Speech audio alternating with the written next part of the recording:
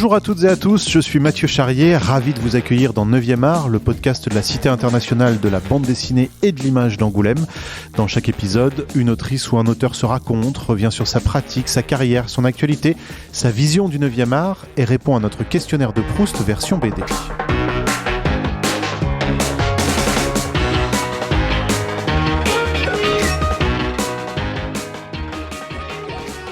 Dessinateur, producteur, éditeur et réalisateur. Bonjour Hugo, bienvenue. Bonjour. Merci d'être avec nous dans ce podcast. Effectivement, auteur, dessinateur, réalisateur, acteur aussi un peu. Ouais, une fois. Ouais. D'ailleurs, lequel de ces qualificatifs tu revendiques le plus ? Je pense auteur. Oui, parce qu'il peut couvrir dessinateur aussi, enfin, on va dire d'une certaine manière. Voilà. Parce que je crois savoir qu'en ce moment, tu travailles sur le développement de ton premier long métrage. Ouais, c'est ça. Qu'est-ce que tu peux nous en dire ? J'avais oublié qu'il y avait long dans le long métrage. et donc, voilà, ça prend du temps.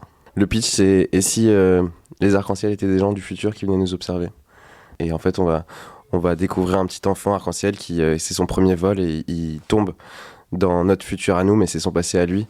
Et il va rencontrer une petite fille qui va l'aider à rentrer dans son époque. Tu es autant entrepreneur qu'auteur finalement. C'est-à-dire que tu as ta propre société de production, tu réalises des courts-métrages, des clips. C'est assez rare de voir des auteurs contrôler comme ça toute la chaîne de production. Pourquoi ce choix ? C'est mon côté marxiste. Je détiens les moyens de production. C'est important parce que j'aime bien... j'aime bien quand j'ai une envie pouvoir la fabriquer. Et vu que le monde est quand même très lourd et que le temps est lourd.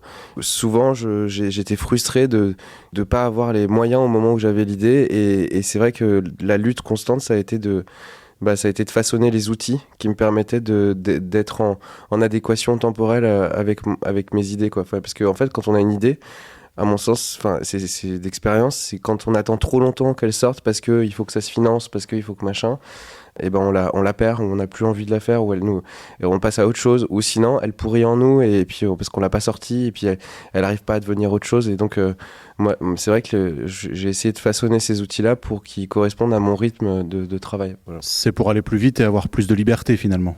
Ouais, et puis c'est pour aussi...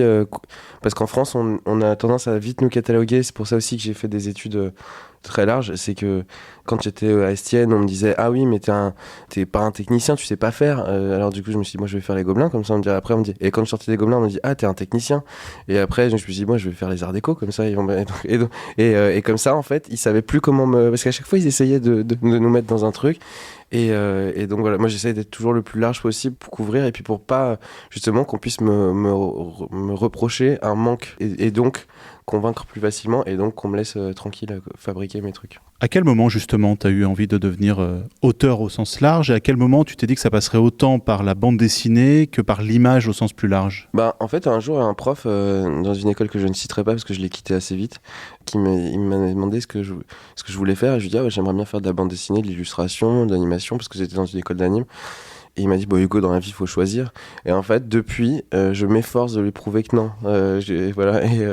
Mais en fait c'est juste parce que j'adorais la BD quand j'étais enfant, que j'ai découvert Miyazaki quand j'avais 14 ans. C'est plus parce que en fait on développe des outils et qu'on en a les moyens techniques. Et moi c'est vrai que vu que je venais de l'animation, parce que j'ai fait en sortant des Gobelins, j'avais acquis des facilités narratives là-dedans. Et ça m'a pris du temps de façonner mon outil en bande dessinée. Et donc j'écrivais déjà des films d'animation et c'était dur c'est pas le même vocabulaire, donc on n'a pas le son, on n'a pas les cuts, on n'a pas la musique. Et donc alors que je pensais commencer par la BD, j'ai commencé par l'anime et puis j'ai dû apprendre à l'envers un peu. Et tu penses que l'un et l'autre se nourrissent ? Ah oui, ouais. Par exemple, Mickey, mon personnage un peu fétiche, je l'ai trouvé pour un clip. Et il se trouve que j'étais en train d'écrire Préférence Système et Premium Plus en même temps, et que je l'ai mis dans les 2 tomes, et donc c'est parce que je vais tester des choses dans des endroits où c'est un peu des becs benzène différents, quoi. Et je les fais, je vois si ça pète là, si ça fume ici, et puis voilà. T'as beaucoup d'auteurs de bande dessinée qui aiment aussi la solitude qu'apporte ce métier, parce que souvent tu travailles seul, même si des fois il peut y avoir un scénariste ou un dessinateur qui se complète, mais toi t'as fait le choix inverse finalement avec cette société. Moi j'aime bien le côté atelier avec plein de gens, ne serait-ce que parce que Déjà, il y a un côté un peu école qui me plaît bien, où quand t'as un problème, tu vas voir ton copain et te dis, ah, vas-y, attends, je vais te démerder. Un problème technique à la con, genre, des fois, c'est un problème Photoshop ou un problème, voilà. Et d'autres, c'est un problème, ah, j'ai un peu du mal à sortir cette main là, où ma hanche, elle a un peu de biais, est-ce que tu peux me. Et juste en 2 secondes, en fait, on passe notre temps au bureau à tous. Alors bon, moi c'est un peu différent parce que des fois ils osent pas trop ou quoi. Et moi des fois j'ai pas le temps de descendre. Mais c'est vrai que quand j'ai un gros problème quoi, je descends et puis on peut se mettre plusieurs sur le sujet. Et il y a aussi un truc, c'est que ben la journée, pouvoir parler à d'autres gens et des gens qu'on a choisis aussi, ça c'est aussi quelque chose. C'est que quand j'ai travaillé dans des boîtes des sociétés de production où je bossais avec des gens que j'avais pas choisis, ben c'était pas les gens. Enfin voilà, je partageais rien de spécial avec eux. Alors que là, c'est globalement que des amis, des gens que j'ai sélectionnés et que j'ai formés aussi. Donc il y a, enfin voilà, ça c'est super. Et moi, j'ai besoin de cette émulation. Tu parlais de Miyazaki dans tes inspirations. Je crois que tu cites aussi souvent Jean-Luc Fromental dans tes inspirations bande dessinée pour le coup. Ah bah Jean-Luc, déjà c'est lui qui m'a, je sais pas, déjà c'est lui qui m'a appelé. Et Jean-Luc, c'est quand j'étais jeune, j'avais 15-16 ans, avec un ami, on mesurait les livres, on les pesait, et on se disait, ah putain, celui-ci, il est parfait ce livre, et c'était X9 aux éditions de Noël. Et je m'étais dit à ce moment-là, quand je serai grand, j'aimerais être édité chez De Noël. Et donc quand Jean-Luc m'a appelé et qu'il m'a dit, tu voudrais pas faire de la BD, moi ça m'intéresse, propose-moi quelque chose. C'était presque un rêve, et puis ça m'a permis de rencontrer ce monsieur que je lisais depuis que j'étais enfant, parce que mes parents me lisaient ses livres. Et puis on est devenus amis, et il m'a vraiment tracé un chemin, enfin il m'a aidé à tracer mon chemin en restant à une distance qui était parfaite pour moi, en me poussant quand il fallait me pousser, en me retenant quand il fallait me le retenir. Donc c'est vraiment, enfin, moi c'est une des plus grandes chances de ma vie, c'est de l'avoir rencontré. Ouais. Ton premier bouquin, c'est Suquan Island. Ouais, bah c'est justement, j'écrivais pour l'animation, j'arrivais pas à trouver de scénario, et au bout d'1 an, il m'a dit, écoute, ça ressemble quand même au film que tu fais, les thèmes que ça draine et tout. Donc si ça t'intéresse, je te prends les droits. Donc je l'ai lu, ça m'a intéressé, et puis voilà, c'est parti. Et puis ça m'a appris à faire mon métier. Tu referais de l'adaptation aujourd'hui parce que c'est adapté d'un roman de David Vann? Non, non, parce que en fait maintenant je me rends compte que j'ai déjà pas le temps de raconter mes histoires. Là, je sais pas, j'ai 5 scénarios que j'ai pas le temps de faire. Du coup, bon, j'ai trouvé des dessinateurs maintenant, mais c'est vrai que faire. Par contre, il y a un projet en cours d'ailleurs en cours qu'on va lancer chez De Noël, qui sera un peu particulier. C'est pas une adaptation, mais c'est sur le texte de quelqu'un d'autre. Ouais. Mais c'est parce que ça fait plusieurs années que j'en parle à Jean-Luc, et là on a trouvé un moyen. Voilà. Ton premier bouquin dont tu signes le scénario, qui n'est pas une adaptation, c'est Paiement accepté. Déjà, ça se passe dans une maison du futur. C'est à ce moment-là que tu trouves justement cette envie de te projeter, de faire de la science-fiction, de se projeter dans l'avenir, dans le futur? Ouais, c'était marrant parce que moi j'ai pas du tout grandi avec la science-fiction, et même je trouvais que c'était assez débile ce que je voyais en général en science-fiction. Et c'était complètement bête parce que un jour Jean-Luc Fromental a vu un clip que j'ai fait. Et je sais pas pourquoi je l'avais mis dans le futur. Et parce que ça me permettait par des objets de créer des métaphores. Et il m'a dit, ah, bah, faudrait que tu regardes Philippe Cadic. Donc j'ai commencé à lire Philippe Cadic. Et je me suis rendu compte que c'était en fait un lieu qui me correspondait parfaitement, parce qu'il permettait de philosopher en récit. Depuis, j'ai du mal à quitter ce registre parce que c'est ce que j'aime faire. Et c'est quoi sur la science-fiction, oui, et Paiement accepté, en fait, c'était. Je me suis dit, ok, j'aimerais bien écrire un premier album à moi. Et donc j'ai essayé de faire. J'ai testé ma voix, en fait. J'ai fait 1-2, 1-2, quoi. et c'était super. Et je suis très content de ce livre, qui est quand même très compliqué en termes de structure. Enfin, je sais même pas comment j'ai réussi à faire ce maillage. Et tout en ayant une forme très simple. Après, le récit était très bien. Je me suis dit, bon, et si je réussis tout dans la vie? C'était un peu ça l'idée du livre, c'est je serai ce mec, et est-ce que c'est bien d'être ce mec? Voilà. Et il réussit tout, mais il a quand même des difficultés pour obtenir le financement, pour produire ce film. Ah bah oui, mais tout réussir, ça n'empêche pas que tout reste compliqué, quoi. Ouais. Déjà dans ce livre, finalement, tu parles de ces difficultés de pouvoir financer sa création. Bah, il y a toujours des limites, et il y a toujours des limitations, il y a toujours des gens pour... Et puis le monde change aussi, donc ce que tu avais préparé pour... dans un monde se retrouve caduque dans le monde de demain. Donc c'est ça qui est intéressant aussi dans la vie, c'est qu'on est toujours en train de... Le réel se reconfigure, et donc d'ailleurs on le voit très bien en ce moment, je veux dire, entre la guerre, l'énergie, le machin. En fait, et c'est d'ailleurs ce que je pense que c'est compliqué pour les nouvelles générations, et pour la mienne entre autres, je suis sorti de l'école, il y avait la crise de 2018, enfin 2008, 2008, depuis on enchaîne les crises et on est tout le temps en train de se reconfigurer. Et je pense que les nouvelles générations qui arrivent et dont les parents n'ont connu que des crises successives, ça pose cette question de comment s'organiser, parce que on organise des choses, mais elles sont plus juste le lendemain. Et même, c'est quoi les métiers de demain là ? Moi, je me demande, aujourd'hui, tu te formes à quelque chose, tu sors de l'école, t'as passé 4 ans à te former, le métier n'existe plus. Et puis, enfin bref, du coup, tu te dis, wow, ça va plus vite que nous là en ce moment. C'est un terreau de création assez fou finalement, notamment quand tu fais de la science-fiction. Ouais, mais là d'ailleurs, je vois que... Enfin, c'était dans une de mes BD, mais je dis l'humanité a modélisé trop de versions du futur, et le futur est devenu comme le passé en fait. On en a une connaissance assez précise, et pour l'instant ne se dégage pas de lignes exactement plaisantes, quoi. Donc, mais en même temps, si on regarde le passé, est-ce qu'il y a eu des lignes plaisantes à part au sortir de la Deuxième Guerre mondiale, où on a eu effectivement beaucoup d'années de paix. C'est la première fois dans l'humanité, mais sinon, le mec qui naissait dans les grottes, il allait se taper des tigres à dents de sabre, et puis voilà, quoi. Et dans Paiement accepté, pour l'anecdote, mais c'est toujours amusant de le souligner, apparaît Donald Trump avant qu'il soit président des États-Unis. Ouais, en fait, la BD est sortie pile poil au moment où il était élu. Mais c'est juste que je l'avais vu et je me disais, putain, ce mec sans le fric, et vu que j'avais besoin d'un producteur, du physique du producteur, il était parfait pour le physique du producteur. Et en fait, c'est aussi lui qui m'a donné c'est que ce personnage-là, je me suis dit, j'ai pas traité entièrement, j'ai pas eu le temps dans cet album de parler de ce personnage. Il se révélait à moi au fur et à mesure dans l'album. Et je me suis dit, j'ai envie de faire un personnage qui a à voir avec l'argent. J'ai envie de parler de l'argent. Et c'est ce qu'a donné Total après bien plus développement durable et puis Total. Total qui est sorti il y a quelques mois pour ceux qui ne l'auraient pas lu. Préférence Système, justement, c'est une toute autre histoire, l'histoire d'un archiviste qui se bat pour sauver la mémoire mondiale, puisque on est dans une société où il n'y a plus de mémoire disponible, on est obligé d'effacer des choses. Lui se bat pour pas qu'on efface toutes les données sur 2001, l'Odyssée de l'espace. Là aussi, tu es assez proche de ce qu'on est en train de vivre finalement. Ah bah là on y vient, surtout qu'on n'est plus les seuls à produire. Déjà qu'on produisait beaucoup de choses, nous en tant qu'humains. Là maintenant l'intelligence artificielle vient elle aussi produire des millions d'images en quelques secondes, parce qu'il y a des gens qui écrivent des prompts et qui se pensent artistes. Ça c'était mon petit côté engagé, mais je vous montrerai mon côté Miss France après. Et on va se retrouver avec des problèmes de disque dur, tout bêtement. Et puis même, je veux dire, la Terre est pas extensible, et puis on va pas pouvoir faire, ça ne peut pas devenir un disque dur, donc il va falloir qu'on commence à... Et d'ailleurs MySpace, ils ont liquidé je sais plus combien de millions de comptes parce qu'ils avaient plus les moyens de tenir de payer leur disque dur. Donc ça va arriver, sauf que vu que en gros la mémoire elle est détenue maintenant par des privés, en fait c'est pas nous qui aurons le choix de ce qu'on va garder. Et on voit très bien quand Netflix ils ont perdu les droits de leur série, ça disparaît de la plateforme et puis on peut plus les voir. Donc vu que c'est plus tiré en DVD, il y a peut-être des choses qui vont simplement disparaître. Et c'est angoissant en tant qu'artiste de se dire que finalement on peut être rayé comme ça de la mémoire mondiale. C'est une question hyper complexe qui était un peu une des problématiques de Paiement accepté. Ce mec se dit, à l'époque, les artistes travaillaient pour la postérité. Est-ce que nous, est-ce qu'il y a une postérité, donc est-ce que ça?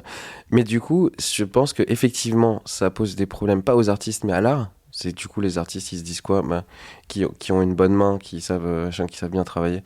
Ils se disent, je m'en fous du futur, je le fais pour maintenant. Donc, fondamentalement, créer quelque chose de beau. Juste, je crée quelque chose qui rapporte. Et donc, et puis au passage, encore une fois, l'intelligence artificielle arrive et elle fait des choses plus effectives que donc nous, qu'est-ce qu'on va faire? On va faire des petits trucs très rapides. Je sais pas. Et les NFT, c'est un peu aussi un symptôme de ça. C'est genre, je prends tout de suite parce que de toute façon, il n'y a pas de demain. Donc, c'est par les récits, moi, que j'aime ramener de la poésie, de l'amour, et montrer que le bonheur se dessine dans des lignes plus fines, quoi. Ta société de production, tu travailles aussi pour des marques de luxe, notamment Hermès. En fait, j'ai commencé à bosser pour eux sur une première pub, mais dont je n'étais pas l'auteur graphique. Après, un jour, j'étais d'ailleurs au festival d'Angoulême et je reçois l'appel d'une acheteuse d'art qui me dit voilà, on aimerait que tu nous fasses 8 strips pour notre Instagram. Et c'est un appel d'offres, et puis je l'ai gagné, et puis en fait, c'est moi qui fais tous les strips du truc. Et en fait, après, la directrice artistique d'Hermès est tombée sur le Instagram alors qu'elle y va jamais. Et là, elle voit mes strips pour Hermès et j'avais fait un truc un peu sur qui est la femme Hermès, une sorte de pub un peu bien tapée. Et elle m'a appelé, elle m'a dit voilà, j'aimerais adapter ça en carré. Et donc, je suis rentré dans le département dessin, c'est le Graal d'Hermès, par ce biais-là, en fait, mais complètement sur le côté et complètement par hasard, quoi. Et donc, c'est Justine Foiry qui était acheteuse d'art à ce moment-là et qui m'a fait confiance. Et après, elle m'a commandé des films et puis c'est venu. Voilà, c'est venu tranquillement comme ça. Et puis après, une fois que je suis rentré dans la maison au côté carré, c'est génial parce que maintenant, je suis payé pour faire les pubs de mes carrés. Et donc, c'est plutôt pas mal. La suite en bande dessinée ? Un petit album pour de Noël sur la paternité. C'est les 20 ans de Noël cette année. Et donc, Jean-Luc m'a demandé de faire un livre qui pourrait être offert aux gens qui vont suivre de Noël cette année, donc qui achèteront 2 livres. On leur offrira un petit livre de moi. La paternité, c'est du vécu. Ouais, là je suis en plein dedans. Et du coup, je me suis dit, ah tiens, c'est pour les 20 ans de Noël et je vais faire un cadeau pour ma fille pour dans 20 ans. Et puis là, aussi une autre petite BD aux éditions Cariatide, qui est une maison d'édition d'architecture, parce que la Biennale d'architecture de Venise m'a commandé une bande dessinée aussi. Et ce sera une bande dessinée un peu particulière parce qu'elle sera en 3D. Elle sera pas en 3D avec les lunettes, mais elle sera faite en 3D, quoi. Enfin, comme les Pixar, quoi. C'est aussi parce que c'est quelque chose qui nécessite beaucoup de moyens et que là il y avait un commissariat d'exposition qui a mis les moyens là-dessus voilà. Et on lit ou on relit donc ce Squan Island, préférence système, paiement accepté, total. C'est le moment où on passe à notre questionnaire de Proust version BD. Est-ce que t'es prêt ? Ouais.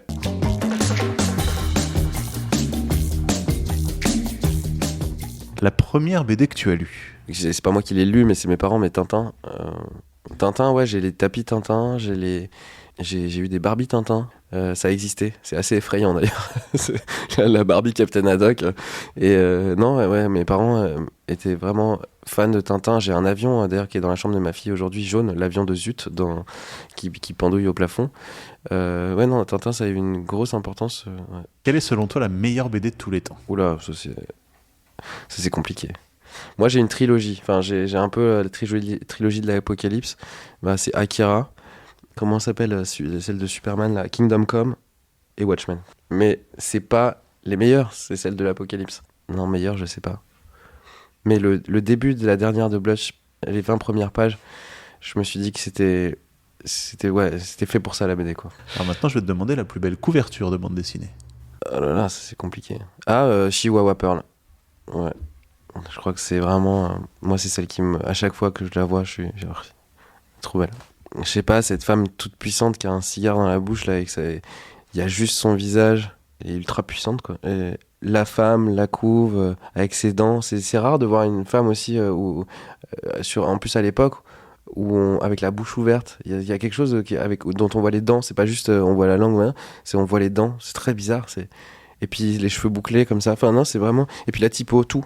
Mais la première édition. Et maintenant, je te demande la plus belle case de bande dessinée. Voilà, je suis pas Blush, je suis pas aussi calé que lui. Mais ça doit sûrement être dans un Blush. Et ton personnage de bande dessinée détesté ? Détester. Non, quand je déteste, je lis pas.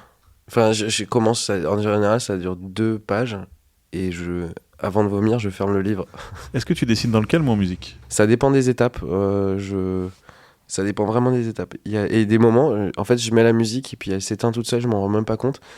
Et puis là, en général, soit quelqu'un au bureau arrive et me dit « Ah, c'est glauque !» Est-ce qu'il y a un silence de mort ? Ou ma femme. Et non, ouais, ça alterne, je sais pas. C'est des fois... hein. Couleur ou noir et blanc ? Aujourd'hui, couleur. Mais avant, c'était vraiment noir et blanc. J'aime bien maintenant être plus à nu dans le dessin. Et donc... j'aime bien mettre moins de lignes. Avant, je mettais beaucoup de lignes pour me cacher derrière et pour dire vous avez pas vu ce trait qui était moche. Et maintenant, j'aime beaucoup les artistes qui font un beau trait, quoi. Et qui a plus que ça. Et pour finir, est-ce qu'il y a une autrice ou un auteur de bande dessinée que tu nous conseillerais et qu'on connaîtrait pas forcément ? Alors, il y a une semaine, ça aurait été un conseil.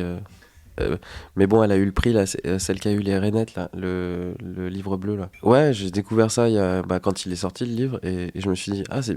Et en plus, elle a fait la CalArts, et moi aussi j'ai fait la CalArts, du coup, ça m'a fait plaisir. Merci, Hugo, bienvenue d'avoir joué le jeu. Et je le dis, on lit, on relit, préférence système, total, paiement accepté, beau comme un dieu aussi, dont on n'a pas parlé. Et on découvrira les prochains titres dont tu nous as donné quelques bribes d'informations. Merci. Merci.